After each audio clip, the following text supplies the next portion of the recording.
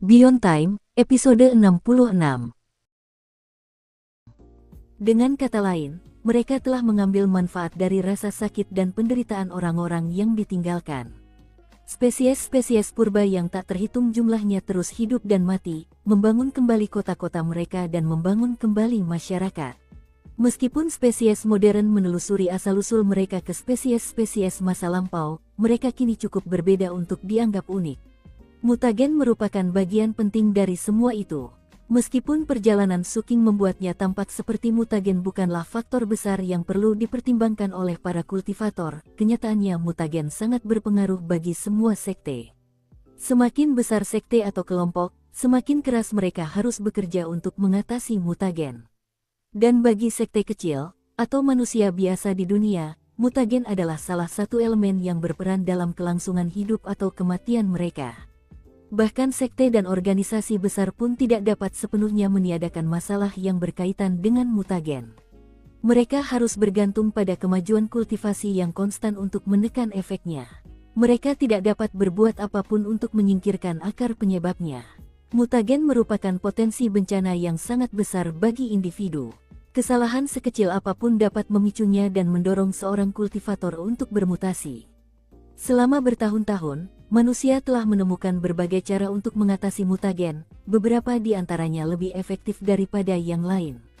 Meskipun mereka tidak dapat menghilangkannya sepenuhnya, sekte dan organisasi besar biasanya tidak perlu menghadapi situasi mutasi penuh. Namun, semua kultivator tahu bahwa pada akhirnya, itu sebuah kemungkinan. Dan jika seorang kultivator dapat memicu ledakan mutagen pada orang lain, maka semua yang lain akan lemah jika dibandingkan. Itulah salah satu alasan mengapa Torchlight menimbulkan sensasi di prefektur penerima kaisar. Dewa di atas jelas memiliki kekuatan untuk dengan cepat meningkatkan kadar mutagen dalam tubuh seorang kultivator melewati batas yang dapat dipertahankan, yang akan menyebabkan mereka bermutasi menjadi monster yang mengerikan. Sayangnya, begitulah adanya. Begitulah cara kultivasi bekerja di era modern, dan tidak ada jalan lain yang bisa ditempuh. Hanya di Tanah Suci, atau mungkin di ibu kota kekaisaran yang legendaris, kemurnian sejati dapat ditemukan. Atau dengan menggunakan teknik-teknik khusus tertentu yang dapat memurnikan tubuh. Lagi pula, bahkan jika seseorang mencapai kemurnian, selama ia menghirup udara atau menyerap kekuatan roh, ia akan terkontaminasi lagi. Itulah sebabnya para kultivator dari berbagai spesies bermimpi dibawa ke Tanah Suci. Namun, Tanah Suci itu sangat jauh. Hanya spesies agung di Revered Ancient yang memiliki cara untuk menghubungi mereka. Dan koneksi itulah yang membuat masyarakat dan institusi spesies agung tidak pernah runtuh. Misalnya, manusia dan 5 divisi surgawi besarnya. Saat cahaya senja menyinari tanah-tanah menyedihkan di bawah, Istana Pedang Bijak mengambil tindakan. Manusia masih kuat, kata pria paruhbaya itu, dan saat itulah pertempuran sesungguhnya dimulai. Segudang sosok cahaya berkilauan turun ke gunung penekan Dao Tiga Roh, berdenyut dengan energi pembunuh.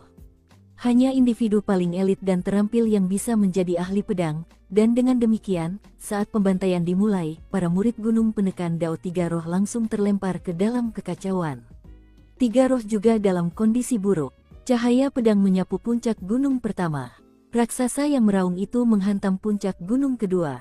Dan 3 pedang mengiris puncak gunung ketiga. Langit dan bumi berguncang. Ledakan menggema di mana-mana. Raungan amarah, jeritan kesedihan, dan dentingan teknik magis.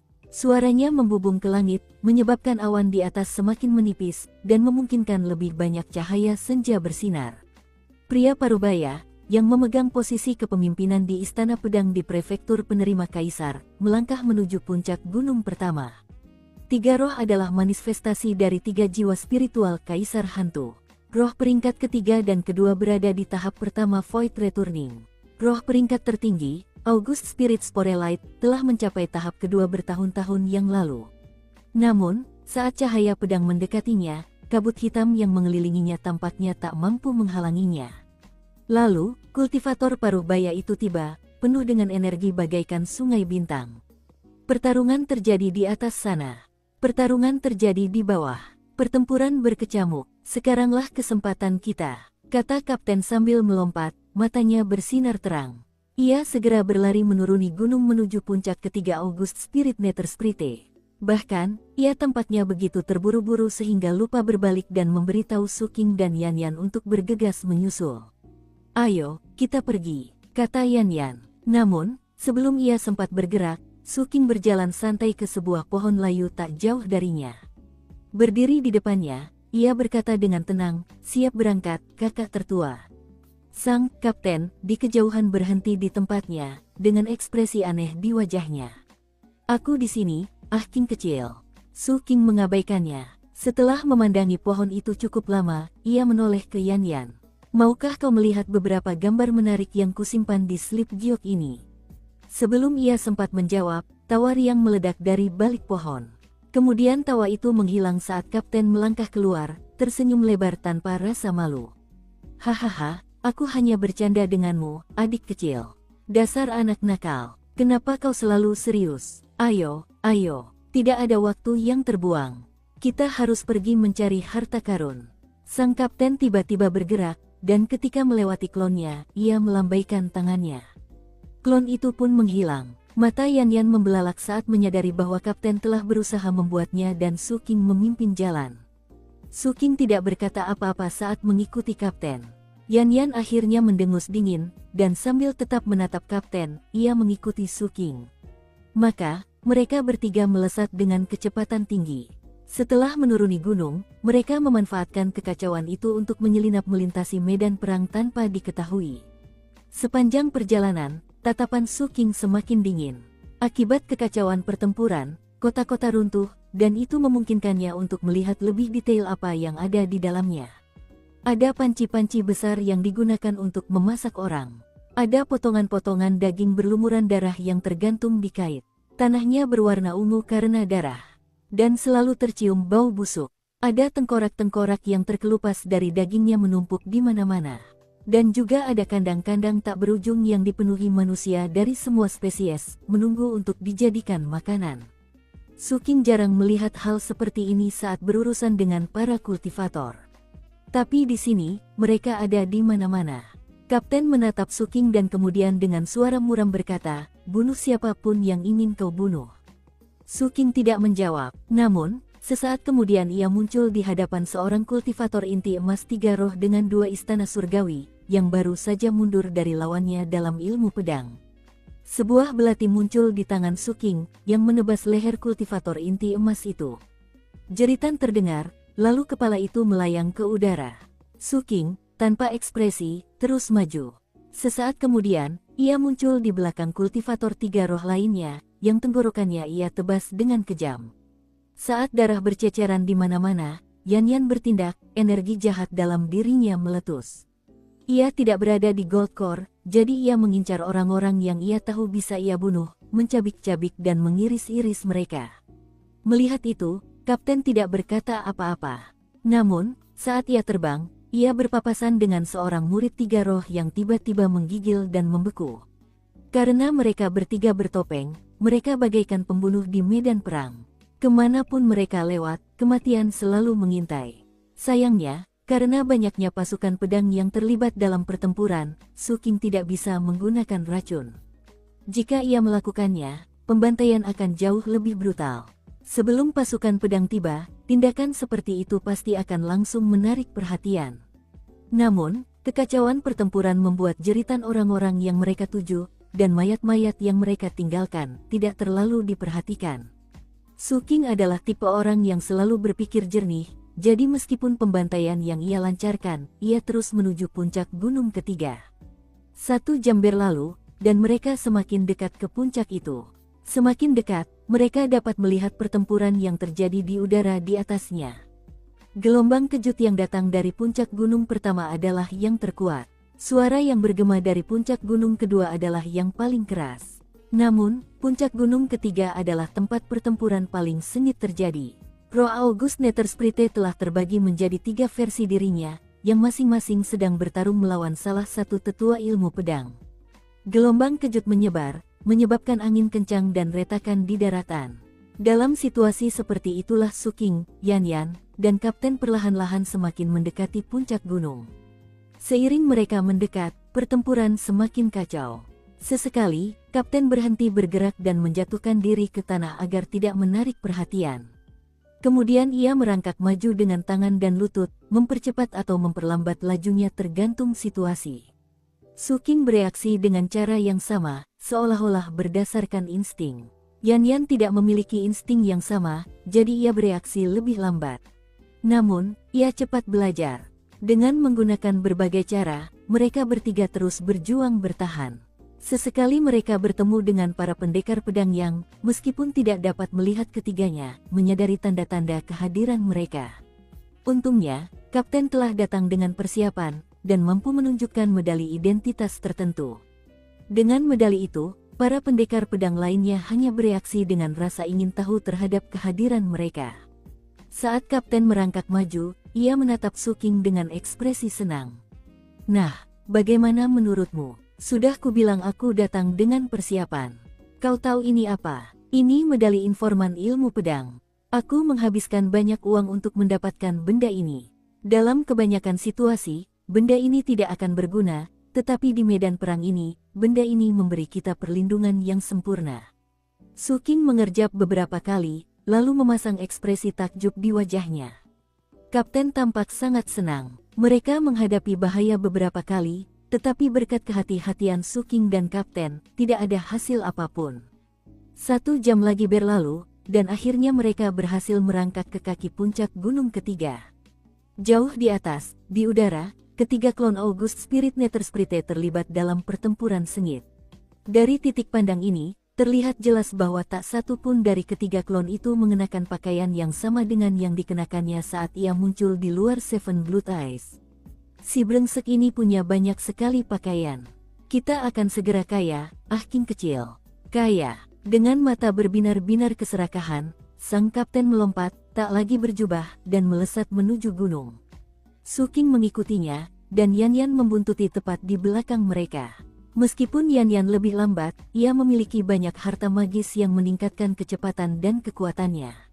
Ia tidak bisa mengimbangi, tetapi tetap berada di belakangnya.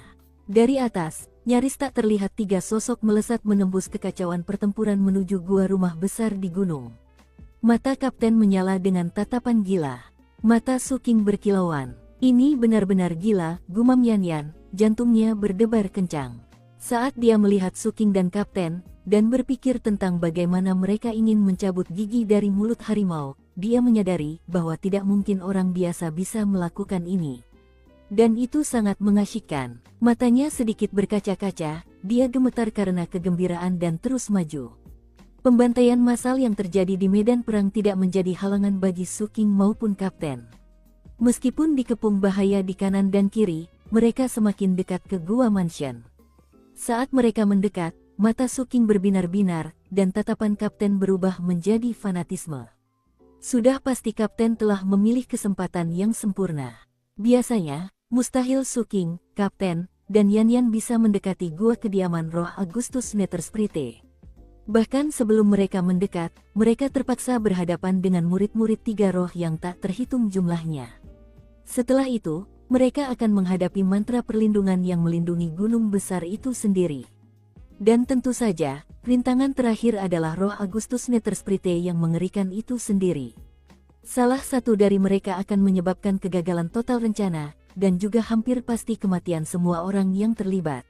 Namun kini, semua rintangan itu lenyap bagai gumpalan asap. Para murid 3 roh terkunci dalam pertempuran melawan para pendekar pedang, memungkinkan ketiga penyusup itu dengan mudah mencapai kaki gunung.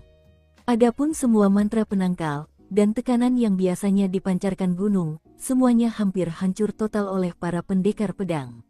Meskipun beberapa sisa masih tersisa, semuanya tak ada bandingannya dengan sebelumnya. Lebih jauh lagi, runtuhnya gunung telah menyingkapkan gua di dalamnya. Medan di bawah kaki mereka kasar dan retak.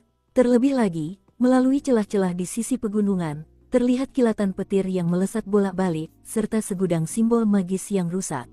Di beberapa tempat, asap mengepul. Gunung itu rusak parah, sampai-sampai semua pohon di permukaannya layu. Batu-batu besar hancur dan retak. Seluruh gunung tampak seperti akan runtuh kapan saja. Mayat bergelimpangan di mana-mana, begitu pula para kultivator 3 roh yang masih hidup. Mereka berebut keluar dari gunung, dan mereka yang menyadari keberadaan Suking, Yan Yan, dan Kapten tidak mengganggu mereka, dan terus melarikan diri. Lebih jauh di atas gunung, di dalam gua, terlihatlah gua rumah besar. Berbagai macam benda berserakan di lantai. Saat Kapten melihat mereka, matanya berbinar-binar. Jantung Suking berdebar kencang. Mereka melihat kilauan harta karun, serta berbagai benda yang tampaknya terbuat dari giok abadi. Ada banyak benda berharga lainnya, setiap perabot tampak seperti perangkat sihir tingkat tinggi. Tempat itu benar-benar kacau, dan berkat serangan para tetua ilmu pedang, bahkan ada mayat-mayat pelayan non-manusia tergeletak di sana-sini. Kekacauan itu sama sekali tidak menghalangi Kapten. Ia malah mempercepat lajunya. Sementara Suking, meskipun ia juga terpikat oleh harta karun itu, ia memperhatikan kecepatan Kapten yang tiba-tiba melonjak. Suking sudah memiliki kemampuan bertarung 3 istana. Dan meskipun Kapten tampaknya belum mencapai level inti emas, mengingat kecepatannya yang luar biasa, Suking merasa ia kurang lebih setara dengan level tersebut. Hal itu tidak mengejutkan, malahan, hampir bisa ditebak. Memutuskan untuk tidak mengkhawatirkannya, Suking juga mempercepat lajunya, tetap dekat dengan Kapten saat mereka mendekati Gua Mansion. Meskipun mantra perlindungan tempat itu sebagian besar telah hancur, mantra-mantra itu masih mengandung kekuatan mematikan. Pada suatu titik, Suking tiba-tiba berhenti dan mundur. Seutas benang hitam muncul di depannya, melesat di udara dan membawa aura mutagen yang kuat. Meski dia bereaksi secepat itu, benang hitam itu tetap berhasil memotong sehelai rambutnya. Sang Kapten bergerak terlalu cepat untuk menghindar, dan tangan kanannya terpotong bersih. Namun, ia orang yang kejam, dan yang ia lakukan hanyalah meraih tangan yang terpotong itu dan mendorongnya kembali ke tunggul pohon. Sesaat kemudian, ia kembali normal. "Kau pikir mantra penangkal sialan itu bisa menghentikanku?" teriaknya. Namun, sesaat kemudian, cahaya berkilauan di depan mereka saat lebih dari 100 benang tambahan muncul, membentuk jaring raksasa yang melesat ke arah mereka. Mutagen yang kuat menyebar ke segala arah. Benang-benang itu jelas terbuat dari mutagen mentah, dan jelas merupakan hasil karya August Spirit Nether Sprite. Kebanyakan kultivator menganggap mutagen sebagai sesuatu yang harus dihindari, tetapi ia telah menggunakannya untuk membuat benda penangkal yang kuat. Pupil mata Suking mengecil saat jaring benang mutagen itu mendekat. Tanpa ragu, ia mengirimkan bayangannya untuk menghentikannya. Sesaat kemudian, jaring itu mengenai bayangan. Bayangan itu bergetar, lalu memancarkan gejolak emosi yang tak terduga. Jaring laba-laba bergetar, lalu bagian di depan Suking lenyap dan ia melanjutkan perjalanannya. Yan Yan mengikuti jejaknya. Namun, sang Kapten bergerak terlalu cepat untuk menghindar. Namun, ia punya cara sendiri untuk menghadapi situasi ini. Ia membiarkan benang-benang itu mengenainya dan mengirisnya menjadi puluhan bagian. Setelah benang-benang itu menembusnya, daging dan darahnya dengan cepat menyatu kembali. Sesaat kemudian, sang Kapten kembali utuh. "Hahaha, bagaimana menurutmu, King kecil? Metodeku jauh lebih unggul daripada metodemu." Sehingga, lalu ia melihat Suking dan Yan Yan berdiri di sana tanpa cedera. Rahangnya hampir ternganga. "Bagaimana kau melakukannya?" Suking mengerjap beberapa kali, menatap mata Kapten, lalu mengangkat bahu. Benangnya baru saja putus. Mungkin mantra penangkalnya terlalu rusak atau semacamnya. Kapten menatapnya dalam diam, lalu melirik garis-garis merah yang bersilangan di tubuhnya. Tiba-tiba merasa sangat lelah, ia berjalan mendekat dan berdiri di samping Yan Yan, di belakang Suking. Sambil berdeham, ia berkata, "Kita lanjutkan saja, adik kecil." Suking menatap Kapten, dan Kapten balas menatapnya. Tanpa sepatah kata pun, Suking terus berjalan menuju Gua Mansion. Kali ini, sang Kapten tidak berlomba untuk menjadi yang pertama masuk.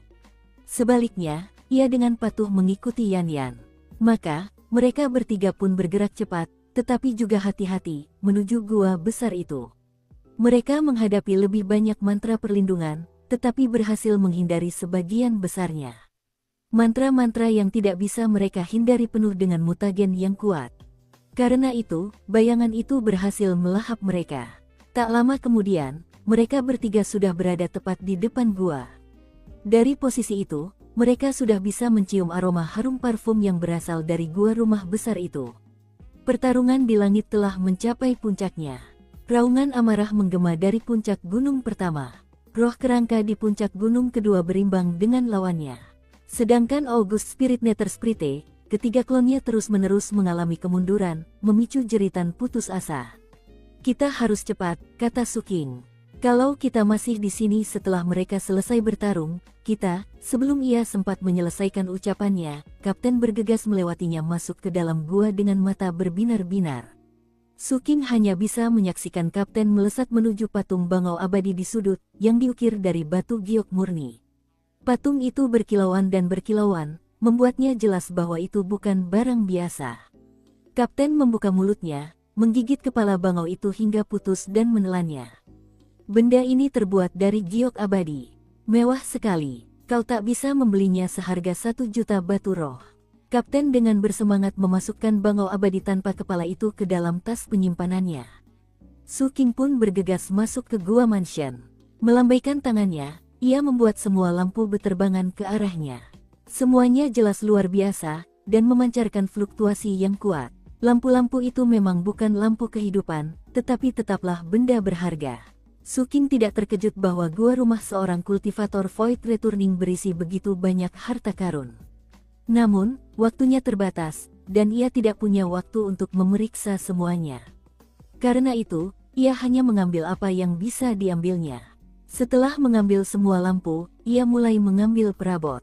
Sementara itu, Kapten berkeliling mencungkil semua mutiara yang tertempel di dinding. Melihat apa yang dilakukan Suking dengan perabotan itu, ia menyeringai bangga. Suking tidak sependapat dengannya dalam hal memahami nilai suatu barang, karena barang-barang yang tertempel di dinding jelas lebih berharga daripada perabotannya. Dengan alis terangkat, Suking bergegas ke salah satu ruang duduk terdekat dan mengambil dipan yang bersandar di dinding. Kemudian, ia mulai mengambil semua barang acak yang dilihatnya dan memasukkannya ke dalam tas penyimpanannya. Biasanya, pemilik rumah akan meletakkan barang-barang terbaiknya di ruang tamu, jadi Suking yakin bahwa ia akan mendapatkan beberapa barang bagus.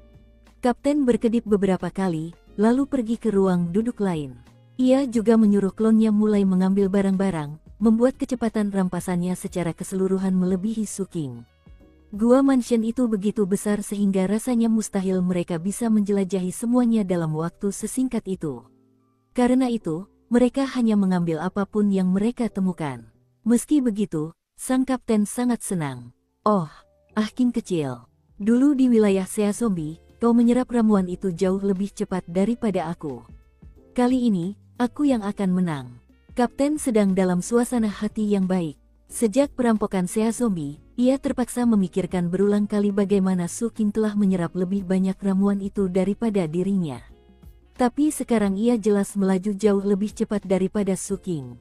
Suking memperhatikan betapa cepatnya Kapten melaju, tetapi ia tetap tenang dan kalem.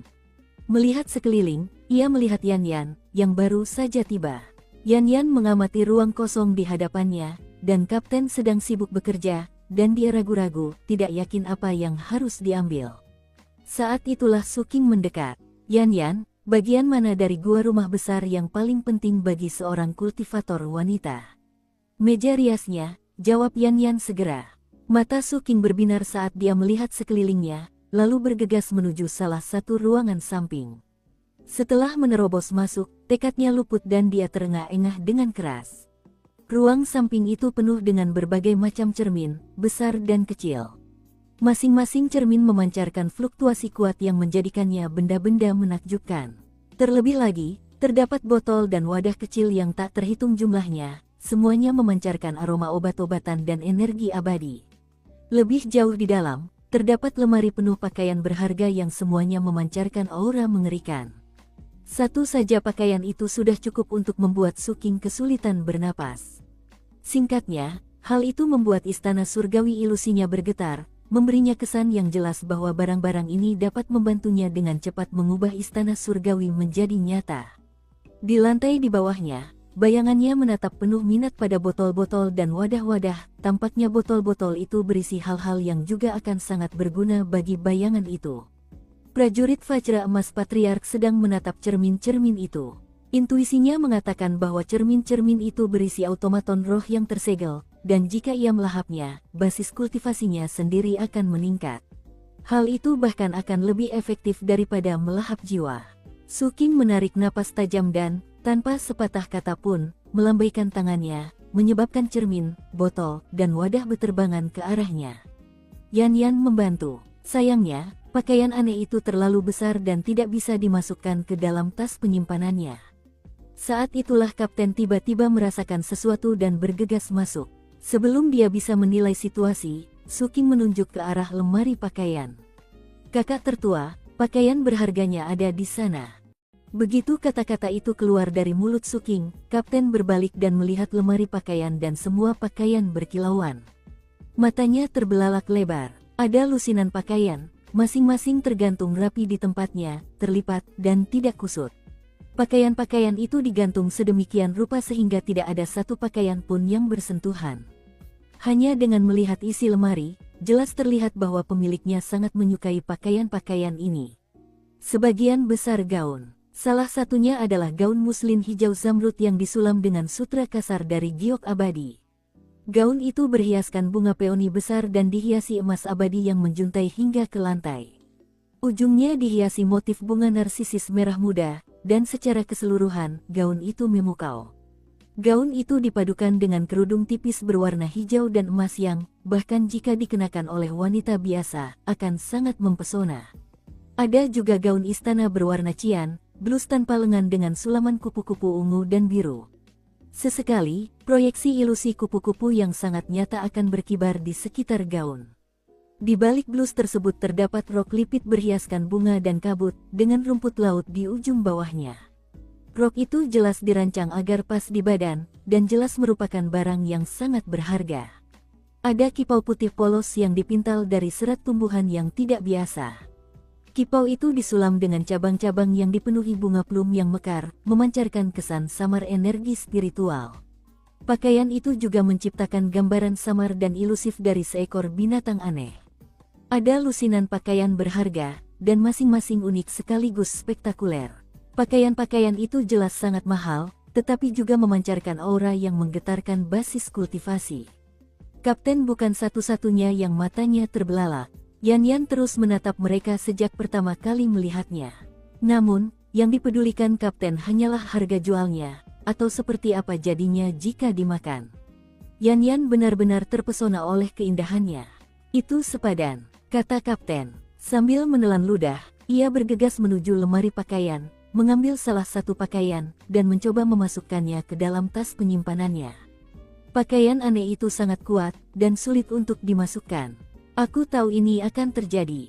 Ah King kecil, begitu kita kembali, kau harus menyelesaikan masalah dengan sekte ketenangan kegelapan. Aku melakukan itu demi misi ini. Aku membutuhkan gigi ular ini." Dengan gerakan cepat, ia mengeluarkan gigi ular besar seukuran manusia. Beberapa bagian giginya bernoda emas, memancarkan fluktuasi yang mengejutkan.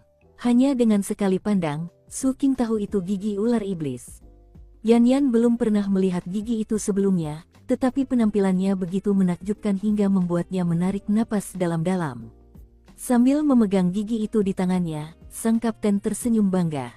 Saat Yan Yan meringis kesakitan, Kapten mengiris giginya ke gaun muslin hijau zamrud.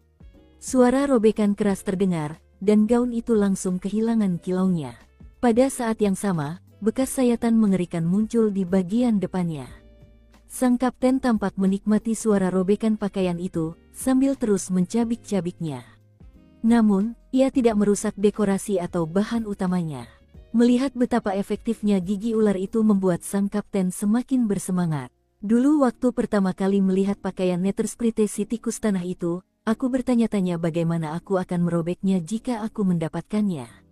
Dengan gigi ini, aku, Chen Erniu, akan mampu merobek harta apapun yang ada." Sang kapten mendongak dan tertawa terbahak-bahak. "Bahkan jika sekte ketenangan kegelapan ingin mengulitiku hidup-hidup, aku bisa menerimanya." Su Qing mengerjap beberapa kali, membuat dirinya tampak tersentuh. Sang kapten tampak sangat senang mendengarnya. Sementara itu, Su Qing memanfaatkan momen itu untuk berjalan menghampiri dan bergabung dengan kapten mengumpulkan barang-barang yang robek. Tidak perlu ada diskusi, mereka berdua tahu bahwa mereka harus bekerja sama. Setelah itu, Su King mengambil pakaian-pakaian itu, membukanya, dan memperlihatkan bagian-bagian yang paling berharga. Kemudian, Kapten akan menggunakan gigi ularnya untuk merobek bagian-bagian tersebut. Tak lama kemudian, suara robekan dan sobekan keras memenuhi ruangan. Di sampingnya, Yan Yan tampak kesakitan. Meskipun pakaian-pakaian ini bukan miliknya, ia bisa membayangkan betapa dahsyatnya reaksi August Spirit Netherspirit ketika ia mengetahui apa yang terjadi pada koleksi pakaiannya. Sambil memperhatikan Su King dan Kapten bekerja keras, ia berkata pelan, August Spirit Netherspirit membuat kesalahan dengan meninggalkan barang-barang berharganya di tempat terbuka agar kalian menemukannya. Tapi ketika dia tahu apa yang terjadi, dia pasti akan marah. Merobek pakaian wanita. Kalian berdua benar-benar keterlaluan. Mendengar itu, Kapten tertawa sinis. Ini bukan apa-apa. Kau harus melihatku dan Tuan Ah King kecil. Sekarang dia jahat. Dulu waktu lelaki tua itu masih muda, aku sendiri melihatnya bertengkar hebat dengan nyonya. Dia sangat marah sampai-sampai menghancurkan beberapa catatan kuno dan lempengan giok kesayangannya. Sambil mengangkat gigi ular itu, Kapten terus merobek pakaian sambil melanjutkan, setelah itu, Tuan dengan santai mengeluarkan gunting besar dan mulai mengiris gaun kesayangan nyonya. Tepat di depannya, ketika nyonya melihat itu, dia tercengang. Tapi kemudian dia membuka matanya. Setelah itu, mereka berdua berpisah selama 3 tahun. Su King menatap Kapten. Ia tidak berkata apa-apa, tetapi ia memperhatikan bahwa Kapten menyebutkan melihat sesuatu yang dilakukan guru ketika beliau masih muda. Guru sudah bukan anak muda lagi. Dan itu sepertinya menunjukkan bahwa Kapten pasti telah memulai kembali kultivasinya beberapa kali. Sementara itu, Yan Yan memikirkan bagaimana rasanya peristiwa itu. Lagi pula, pria biasanya menganalisis segala sesuatunya secara logis, sementara wanita akan mempertimbangkan perasaan. Alhasil, Yan Yan bisa dengan mudah membayangkan betapa marahnya istri guru Su King bertahun-tahun yang lalu. Jahat sekali, gumam Yan Yan. Lalu ia bergegas masuk dan mulai membantu. Bekerja sama, mereka perlahan-lahan merobek lusinan pakaian. Konon, bahan pembuat pakaian itu spektakuler dan penuh energi abadi. Selain itu, August Spirit Netherspirit sangat besar. Akibatnya, setiap pakaian yang hancur menghasilkan tumpukan barang yang sangat banyak. Mereka tak bisa membawa semuanya, jadi mereka harus memilih yang terbaik. Tak lama kemudian, potongan-potongan kain acak berserakan di mana-mana. Beberapa tampak seperti tirai kosong, yang lain berlubang dan tampak seperti pakaian pengemis. Sekitar saat itu, ledakan dari luar bertambah kuat dan tanah mulai bergetar hebat. Menyadari hal itu, Su King berkata, kita harus keluar dari sini. Kalau tidak, kita akan berada dalam bahaya. Menekan keserakahannya, ia berbalik untuk pergi. Yan Yan ragu sejenak, lalu bersiap untuk bergabung dengannya. Kapten awalnya belum siap menyerah, dan berencana untuk mencoba lagi, atau mungkin mulai mencungkil beberapa ubin giok roh dari lantai. Namun, melihat Su King dan Yan Yan hendak pergi, ia teringat kembali pada insiden Sea Zombie dan bagaimana ia akhirnya disalahkan atas segalanya. Sambil menarik napas dalam-dalam, ia menggertakkan gigi dan bergegas mengejar Su King dan Yan Yan saat mereka meninggalkan gua mansion. Berhentilah selagi kau unggul. Berhentilah selagi kau unggul. Aku harus berhenti terlalu serakah. Aku tidak boleh terlalu memaksakan diri kali ini. Tak lama kemudian, mereka keluar dari gua. Setelah kembali bersembunyi, mereka bergegas menuruni gunung. Tak lama setelah mereka pergi, bayangan merah kabur menuju gua besar itu. Sosok itu adalah seorang wanita muda lincah berbalut gaun merah dengan topeng putih yang menutupi wajahnya. Di bahunya, terdapat sabit hantu jahat berwarna hitam raksasa yang memancarkan gejolak mengerikan. Saat dia mendekati gua besar itu, dia mengamati area itu, lalu terkekeh. Para tetua gereja berkata bahwa dari 3 roh Netherspirit Augustus memiliki koleksi harta karun terbesar. Aku perlu memanfaatkan kesempatan ini untuk melihat apa sebenarnya yang mereka bicarakan. Ia memasuki gua, melangkah ke dalam gua besar, lalu melihat sekeliling. Yang ia lihat hanyalah ruang kosong. Ada pertempuran besar di luar, dan separuh gunung runtuh. Tapi anehnya, tempat ini tampak rapi dan bersih. Kemudian ia mengamati dinding lebih saksama, dan tertegun. Ada banyak ceruk kosong di dinding yang sepertinya pernah berisi mutiara. Setelah ragu sejenak, ia melangkah lebih jauh ke dalam gua rumah besar itu. Saat ia memeriksa berbagai ruangan, raut wajahnya berubah semakin buruk. Bahkan sebagian besar perabotannya pun hilang. Akhirnya dia menemukan lokasi dengan semua pakaian yang hancur, dan dia menarik napas dalam-dalam. Ada yang mengalahkanku di sini. Siapapun mereka, apa mereka berubah wujud jadi tikus? Atau mungkin mereka punya dendam pribadi terhadap August Spirit Netherspirit. Aku tak percaya mereka menghancurkan pakaiannya. Sambil berbalik, dia berlari menjauh dengan kewaspadaannya yang tinggi. Lebih jauh di bawah gunung, Suking, Yan Yan dan Kapten berlari kencang, berjubah dan tak terlihat. Tas mereka penuh, dan Suking tidak ingin berlama-lama di sana. Apalagi jika mengingat semua barang rampasan yang mereka miliki. Ia tidak ingin mengalami kembali apa yang terjadi di wilayah Sea Zombie. Adapun sang kapten, dia tampak menyesal, seolah belum puas. Kita tidak mendapat masalah kali ini, King kecil, kata kapten. Suking tidak suka mendengar itu. Dengan waspada, ia menarik Yan Yan dan bergegas maju. Sang kapten agak ragu. Sambil mendesah, ia mendongak ke puncak gunung kedua. Lalu ia menjilat bibirnya. Mungkin sebaiknya kita pergi melihat puncak gunung kedua saja. Suking hendak menjawab ketika, tiba-tiba, ledakan dahsyat terdengar dari atas kubah surga. Suara itu begitu keras sehingga Suking, Yan Yan, dan kapten, meskipun tidak terlalu dekat, terguncang hebat. Darah menyembur keluar dari mulut Suking, beberapa lempengan giok pelindung di tubuh Yan Yan hancur, dan ia juga batuk darah. Kapten gemetar dan darah menyembur keluar dari mulutnya. Ketiganya mendongak kaget. Mereka menyaksikan 3 klon Netherspirit bertarung melawan 3 dunia pedang. Salah satu klon baru saja ditusuk di dada oleh lawan dunia pedangnya, lalu ditinju di perut, dan akhirnya terkena tanda segel besar yang memancarkan fluktuasi mengerikan. Perut dan dada klon itu meledak, dan ia menjerit kesakitan. Kemudian tanda segel itu menghantamnya. Jelas tanda segel itu telah dipersiapkan sebelumnya khusus untuk menghadapi Netherspirit. Meskipun bukan pukulan fatal, itu memang memutuskan hubungannya dengan klon itu. Akibatnya, klon itu jatuh dari langit, menghantam sisi puncak gunung ketiga, lalu jatuh ke tanah di bawahnya dengan suara gemuruh. Di sana, klon itu terbaring, tampaknya tak sadarkan diri. Luka terbuka di tubuhnya tidak memperlihatkan daging dan darah di bawahnya. Sebaliknya, isi perutnya adalah energi abadi murni. Saat debu mulai mereda, Suking tampak terkejut dan Yan Yan tampak gelisah. Namun, sang kapten tampak sangat gila. Yang membuat kapten tergila-gila adalah aura yang keluar dari luka klon itu, dan fakta bahwa klon itu secara umum memancarkan sensasi energi abadi. Itu karena klon itu tidak terbuat dari daging dan darah, melainkan diciptakan menggunakan tanaman roh. Meskipun mustahil untuk mengatakan tanaman apa tepatnya itu, pertumbuhannya yang begitu besar menunjukkan bahwa August Spirit Netherspirit pasti telah menghabiskan banyak tenaga untuknya. Tubuh klon ini sendiri merupakan material yang berharga. Di saat yang sama, ia juga luar biasa berbahaya. Begitu mendarat di tanah, ia menyebabkan udara di sekitarnya terdistorsi. Ia juga melepaskan fluktuasi mengerikan yang menciptakan tekanan kuat di sekitarnya.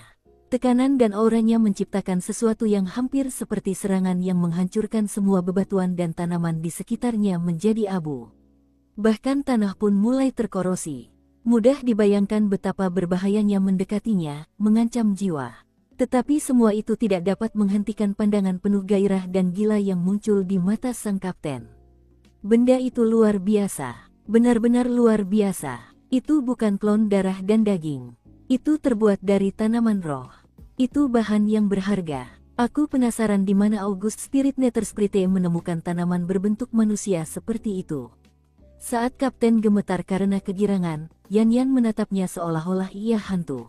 Ia telah sampai pada kesimpulan bahwa ia bukan orang gila. Bukan, ia seorang psikopat yang ingin bunuh diri.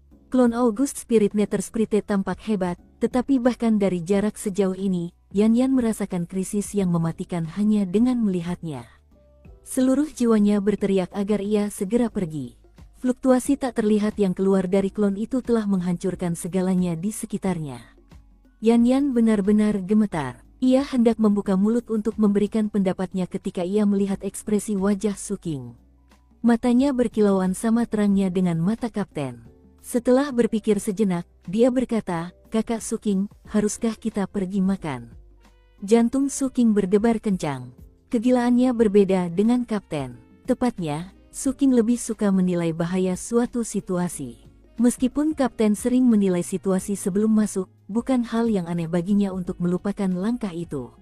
Bagi Kapten, jika harta karun itu cukup berharga, tidak masalah jika ia harus mempertaruhkan nyawanya untuk mendapatkannya. Bertahun-tahun yang lalu ketika ia mengincar daging Joyne, ia telah kehilangan separuh tubuhnya untuk sepotong daging, dan tidak pernah mengeluh. Dan ketika ia menggigit patung leluhur zombie, itu karena ia tidak bisa hidup tanpa melakukan hal-hal yang menarik. Kemudian, di Pulau Sistar, ia akhirnya kehilangan segalanya kecuali kepalanya, dan bahkan meminta Suking untuk kembali bertarung. Dan itu hanya untuk menggigit daging Bailey yang lezat. Saat ini, Kapten tidak khawatir tentang bahaya, tekanan, atau apapun. Yang ia tahu, hanyalah bahwa ada harta karun berharga tepat di depannya. Namun Suking berbeda. Ia tahu betul bahwa klon August Spirit Nethersprite bukanlah benda biasa. Ia tahu betul bahwa benda itu tidak terbuat dari daging dan darah, melainkan dibuat menggunakan tanaman roh. Material berharga seperti itu bisa sangat membantu kultivasinya. Itulah sebabnya ia sangat bersemangat. Di atas sana, di udara, August Spirit Nethersprite terus-menerus menghadapi rintangan di tangan 3 ahli pedang. Dengan kata lain, ini adalah kesempatan yang sempurna. Maka, tatapan gila pun muncul di matanya saat ia memutuskan untuk mengambil risiko. Hal utama yang perlu dipertimbangkan adalah tekanan luar biasa yang dipancarkan klon tersebut. Bahkan Suking merasa sedikit gugup menghadapinya, dan bisa merasakan bagaimana hal itu membuatnya secara naluriah ingin melarikan diri. Jelas, mendekati klon itu tidak akan mudah. Suking menatap Kapten. Kapten balas menatapnya. Keduanya bisa melihat semangat di mata masing-masing. "Kita membutuhkan perangkat ajaib yang dapat menahan tekanan," kata Suking. "Aku punya," jawab Kapten. Sambil berusaha mengatur napas, ia mengeluarkan sekitar 20 alat ajaib. Suking tidak dapat menahan rasa terkejutnya melihat betapa siapnya sang Kapten.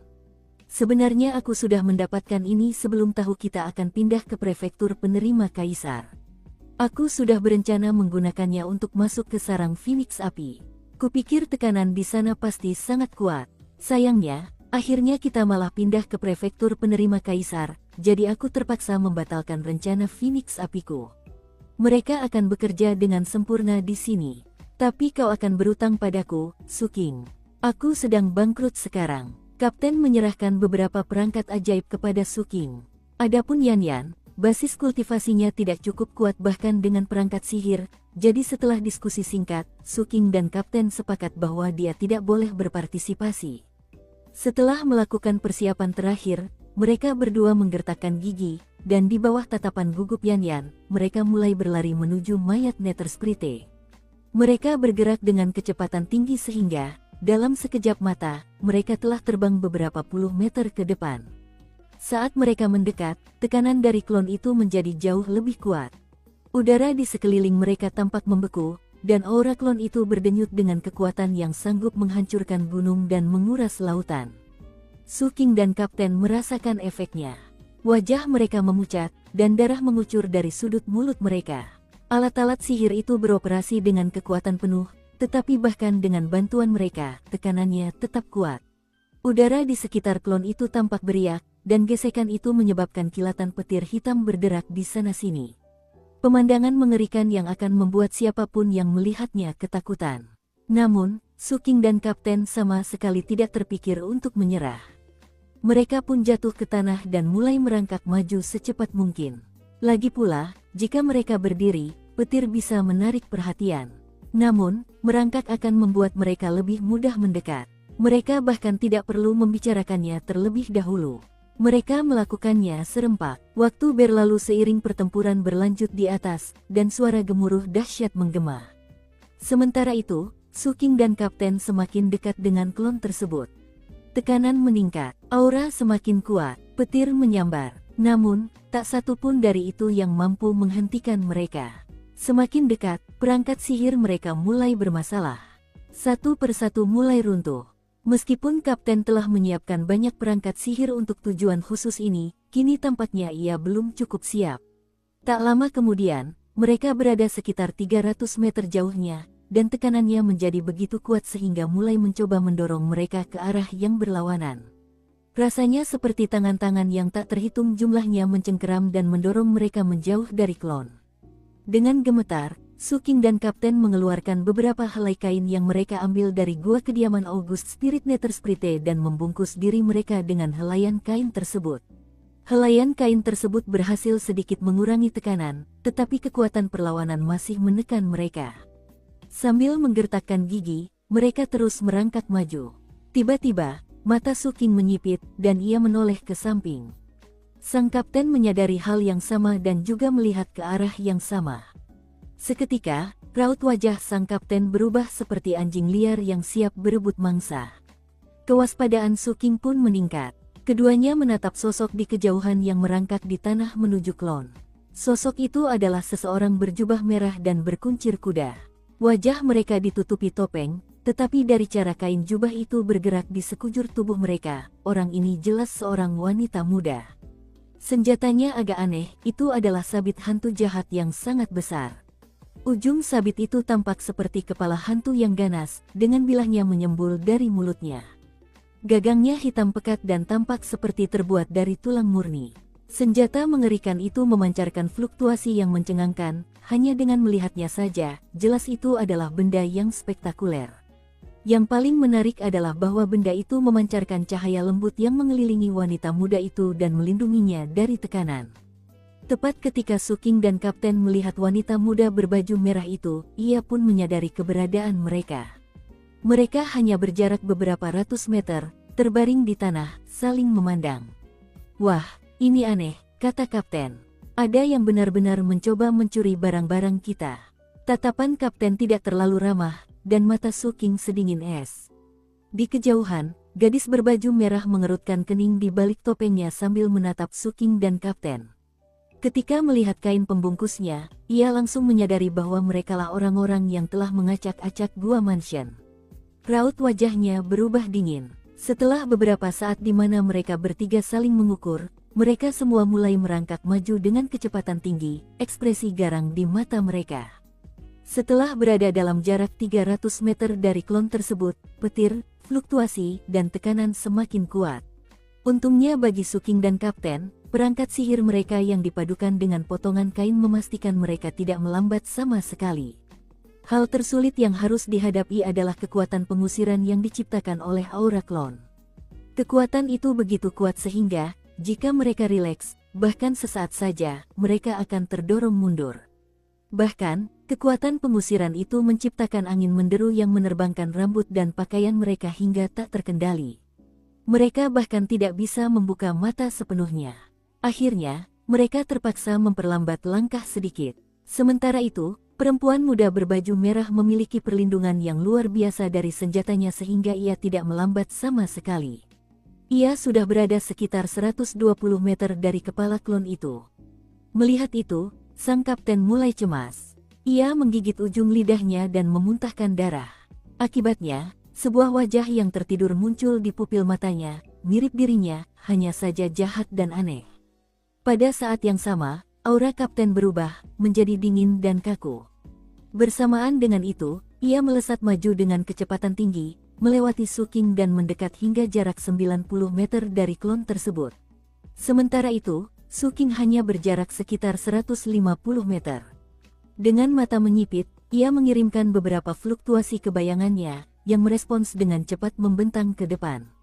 Tekanan itu tampaknya tidak memengaruhi bayangan sama sekali, yang masuk akal mengingat apa yang terjadi di Kepulauan Merfolk ketika bayangan itu mengabaikan tekanan di mural untuk mendapatkan lampu bagi Suking.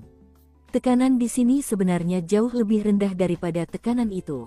Tak lama kemudian, bayangan itu mencapai klon, melingkari telinganya, lalu menarik Suking ke depan. Seketika, Suking melesat, nyaris mengabaikan kekuatan pengusiran saat ia semakin dekat ke kepala klon. 120 meter, 90 meter, 60 meter, 30 meter. Ia bergerak lebih cepat daripada kapten dan gadis berbaju merah itu. Sesaat kemudian, ia tepat berada di depan leher klon itu. Setelah mencapai titik itu, Suking tidak ragu sedikit pun. Alih-alih bersikap pelit, ia berbalik ke arah kapten, yang berjarak sekitar 30 meter, dan membuat gestur menggenggam. Dengan bantuannya, kapten mempercepat langkahnya, semakin dekat hingga tepat di sebelah Suking. Namun, matanya tertuju pada kulit klon August Spirit Nether Sprite yang tampak cerah. Hidung, seraplah hidung, itulah titik tertinggi. Disitulah energi bertemu. Suking mendongak ke arah hidungnya yang sangat menonjol. Tiba-tiba, ia teringat kembali saat orang-orang berteleportasi ke Seven Blood Eyes dan pertama kali melihat August Spirit Nether Sprite. Saat itu, ia sedang bercermin, dan tampak sangat puas dengan hidungnya. Tanpa ragu sedikit pun, ia menerjang ke arah hidung klon itu. Dengan mata membara fanatisme, sang kapten juga menerjang ke arah yang sama. Gemuruh memenuhi langit, bergema bolak-balik saat dua klon August Spirit Nether Sprite yang tersisa bertarung melawan tiga tetua pedang. Gelombang kejut membubung tinggi ke langit, lebih tinggi daripada yang bisa dilihat. Berkat pertarungan yang sengit, mereka tak lagi memperhatikan apa yang terjadi di bawah. Sebagai salah satu dari tiga jiwa spiritual Kaisar Hantu, August Spirit Nether Sprite berada di tahap pertama Void Returning, tetapi ia mampu bertarung dengan kekuatan yang sebanding dengan puncak tahap pertama. Yang lebih menakjubkan lagi adalah ia memiliki kemampuan abadi. Kecuali jika ketiga jiwa spiritual dan ketujuh jiwa fisiknya terbunuh, ia pada dasarnya memiliki kekuatan hidup yang tak terbatas. Inilah salah satu alasan mengapa Istana Pedang Bijak di Prefektur Penerima Kaisar tidak pernah mengambil tindakan terhadap tiga roh selama bertahun-tahun. Mereka memang sulit dihadapi. Namun kini, Istana Pedang telah datang, bertekad bulat untuk menang. Karena itu, ketiga tetua pedang terus bertarung dengan kekuatan penuh melawan roh August Nether Sprite, dan tidak memperhatikan hal lain. Di bawah, Suking dan Kapten menerjang hidungnya, satu datang dari kiri, yang lain dari kanan. Beberapa puluh meter jauhnya, perempuan muda berbaju merah itu menggertakkan gigi dan terus memanjat ke depan. Saat melihat dua pesaingnya hendak menghajarnya habis-habisan, hatinya dipenuhi rasa jengkel. Sejujurnya, ia tidak mendapatkan banyak manfaat setelah meninggalkan gua mansion itu, dan berencana untuk pergi ke lokasi lain untuk melihat-lihat. Saat itulah klon August Spirit Nether Sprite jatuh dari atas. Setelah melihat pemandangan aneh itu, ia tanpa ragu bergegas menuju kepala klon itu. Berdasarkan informasi yang ia peroleh, klon August Spirit Nether Sprite adalah jenis tanaman roh yang intisarinya terletak di kepala mereka. Mereka berdua memakai penyamaran, jadi aku tidak tahu mereka dari kelompok mana. Mata wanita muda itu berkilat dingin, dan sambil menggertakkan giginya, sabit hantu jahatnya memancarkan cahaya hitam. Mata hantu jahat itu terbuka, dan berdenyut dengan cahaya misterius. Dengan augmentasi yang diberikannya, wanita muda berbaju merah itu tiba-tiba berakselerasi. Namun, ia masih terlalu lambat. Suking dan Kapten telah memaksakan diri melewati tekanan untuk tiba tepat di depan hidung klon tersebut. Klon itu sangat besar, dibandingkan dengan wajahnya. Suking dan Kapten bagaikan cacing-cacing kecil. Masing-masing berdiri di depan satu lubang hidung yang besar, berkonsentrasi penuh untuk menyerap klon itu.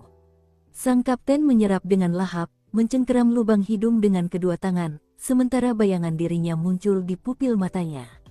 Bayangan itu tampak sangat mengerikan.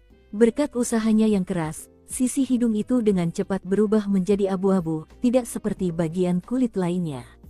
Suking tak mau kalah, mengulurkan tangan kanannya, yang berubah menjadi ilusi saat ia menggunakan seni Dao Seizing Bruglum di hidungnya. Meskipun ia tidak bisa memasukkan tangannya sepenuhnya, ia cukup berhasil. Saat kekuatan abadi yang tak terbatas mengalir ke dalam dirinya, bayangan dan prajurit Vajra Emas Patriark melihat apa yang terjadi dan dengan bersemangat mulai bekerja. Bayangan itu langsung menyebar ke kulit klon, sementara sang Patriark, setelah membual secara terbuka kepada Suking bahwa ia dapat mencapai terobosan dalam 3 bulan, kini merasa sangat gugup dan mengerahkan seluruh kekuatannya, menusuk tepat ke lubang hidung August Spirit Nether Sprite. Ketika Suking melihat itu, ekspresi aneh muncul di matanya. Namun, ia tidak terlalu memperhatikan. Terlebih lagi, di balik pakaiannya, kulitnya mulai terbakar saat tato totem gagak emas mengasimilasi segudang roh bergerak. Gagak itu membuka matanya. Namun, Suking berhasil mengendalikannya dan mencegahnya menyebar sendiri. Sebaliknya, ia memanjang melalui lengannya, ke hidung, dan kemudian mulai menyerapnya sendiri. Saat teriakan gagak emas bergema di benak Suking, tato di balik pakaiannya beriak, bukan 13 ekor, melainkan 17 ekor. Saat gagak emas melahap burung perusak, total ekornya telah mencapai 13 ekor. Setelah pertempuran dengan Master Seng Yun, ia naik ke tahap kedua perkembangannya, di mana pada saat itu tidak ada perubahan pada ekornya. Sebaliknya, penampilan fisik dan susunan dalamnya berubah. Setelah naik ke tahap kedua, tubuhnya berkembang pesat. Kini, 17 ekor menutupi sebagian besar kulit bagian atas Suking. Meskipun pakaiannya menutupi sebagian besar, tubuhnya tetap memancarkan panas yang menyengat. Mata Suking berbinar-binar menanggapi kemajuan gagak emas, dan ia mengerahkan seluruh tenaganya untuk menyerap lebih banyak klon. Dalam waktu yang sangat singkat, sisi hidung Suking juga berubah menjadi abu-abu. Pada saat yang sama, kekuatan agung yang mengalir ke dalam dirinya menyebabkan istana surgawi ketiganya dengan cepat menjadi lebih nyata. Sebelumnya, istana surgawi ketiganya lebih dari setengahnya berwujud jasmani. Kini, dengan energi abadi yang mengalir deras ke dalam dirinya, istana itu dengan cepat melampaui tingkat 90%. Istana itu kini hampir rampung. Namun, itulah batasnya. Untuk menyelesaikan prosesnya, istana itu membutuhkan inti emas di dalamnya. Setiap inti emas memerlukan studi dan persiapan sebelum dibuat. Dalam banyak kasus, para kultivator akan mendapatkannya dari luar. Biasanya, para kultivator inti emas akan memiliki beberapa inti seperti itu. Dengan kata lain, mereka akan menggunakan suatu benda sebagai inti, menyimpannya di istana surgawi, dan dengan demikian menjadikannya harta karun esensi kehidupan mereka. Lampu kehidupan Suking bekerja dengan cara seperti itu. Membentuk inti emas sendiri adalah pilihan lain. Biasanya, hal itu bergantung pada semacam teknik magis, dan membutuhkan kekuatan yang sangat besar. Itulah sebabnya para kultivator inti emas memilih untuk maju dengan cara yang berbeda-beda. Suking akhirnya ingin mengambil pil racun tabu dari kotak harapan dan, seperti lampu kehidupannya, mengubahnya menjadi salah satu inti emasnya, yang kemudian akan digunakannya untuk mengendalikan istana surgawi ketiganya. Namun, mengingat banyaknya orang yang bisa melihatnya di sini, ia tak ingin menelan pil tabu itu. Setelah mempertimbangkannya, Suking memutuskan untuk mengirimkan lebih banyak energi abadi ke istana surgawi keempatnya. Namun, ia segera menyadari bahwa itu ide yang buruk. Istana surgawi keempat tidak dapat menerima energi abadi apapun, seolah-olah ada sesuatu yang menghalangi jalannya. Energi abadi berkumpul di sekitar istana surgawi keempatnya, menumpuk tetapi tidak dapat memasukinya.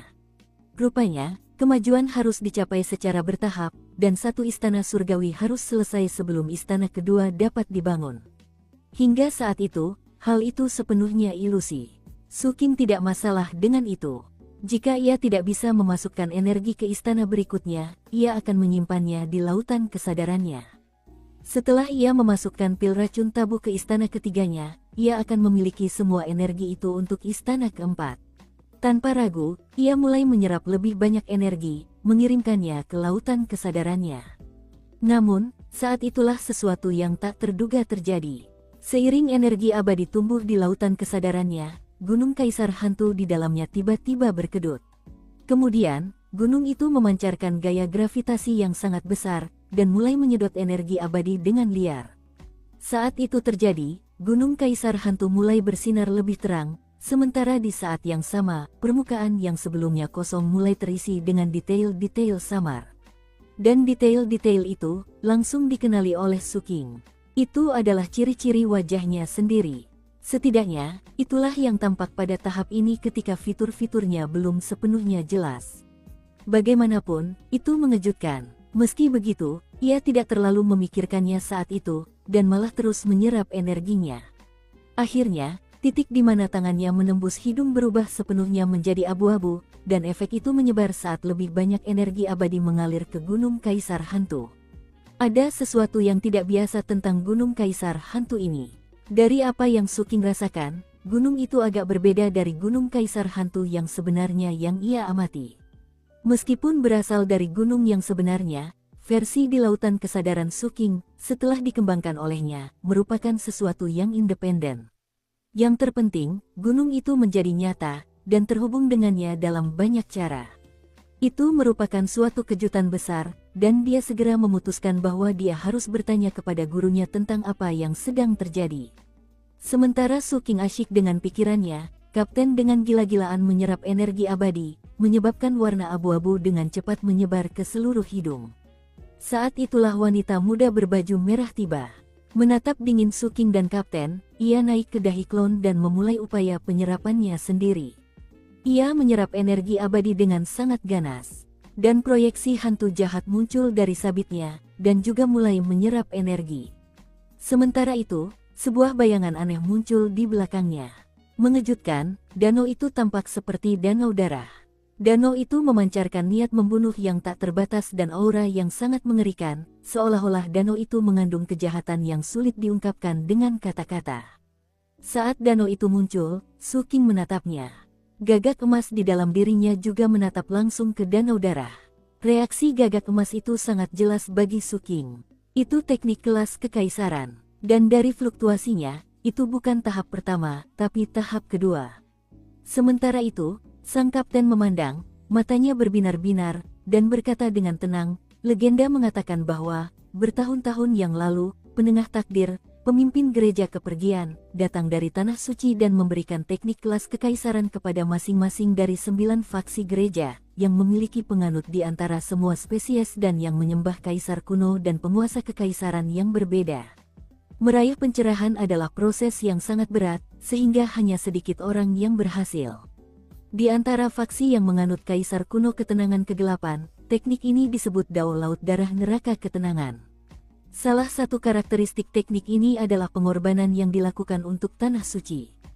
Hal itu tidak selalu unik, namun, yang unik adalah setiap pengorbanan menjadi lebih berbahaya dan kemungkinan besar akan membunuhmu.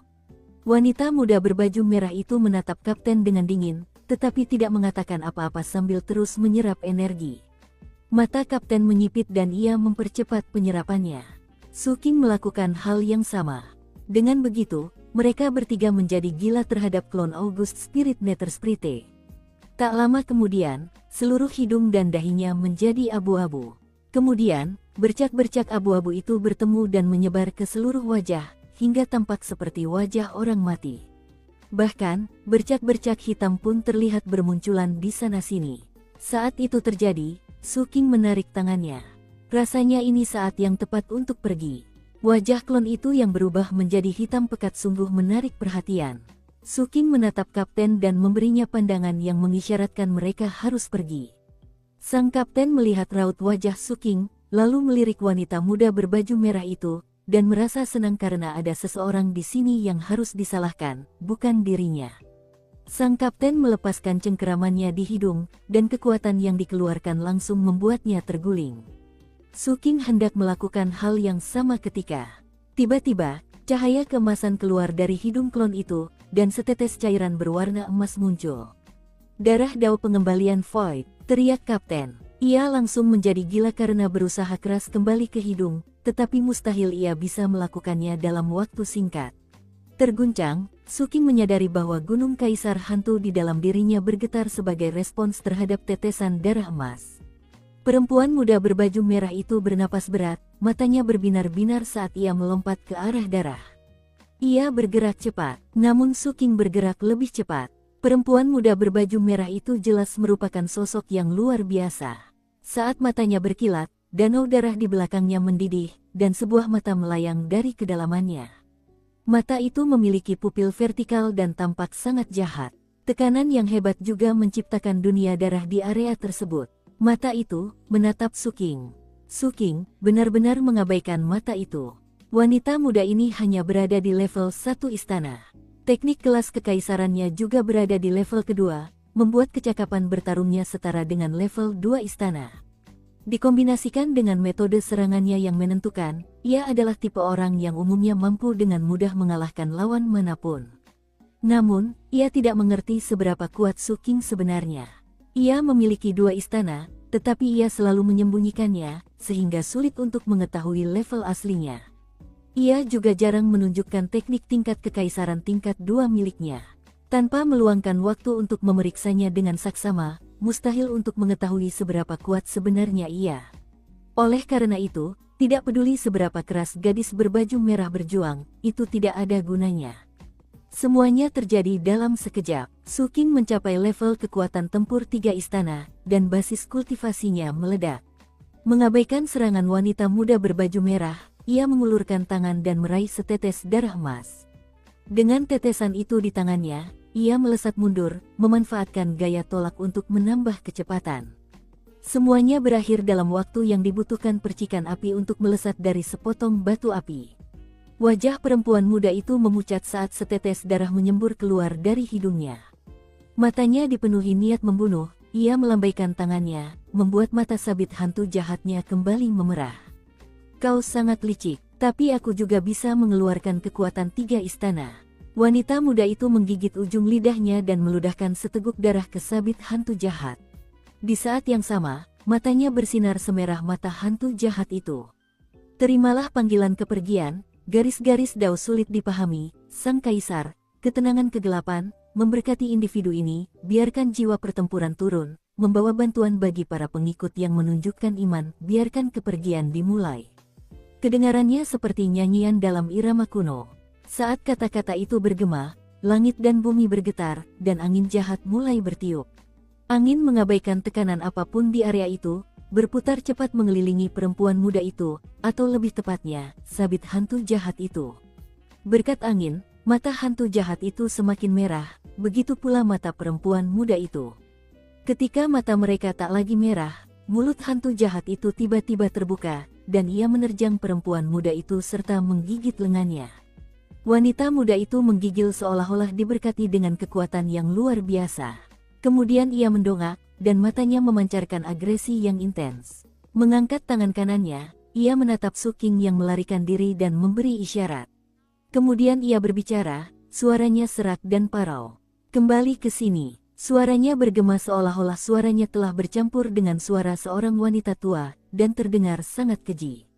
Ini seperti sihir rahasia yang memungkinkan wanita muda ini dirasuki oleh jiwa kuno seorang prajurit yang gugur, sehingga meningkatkan kecakapan dan kekuatan tempurnya secara drastis.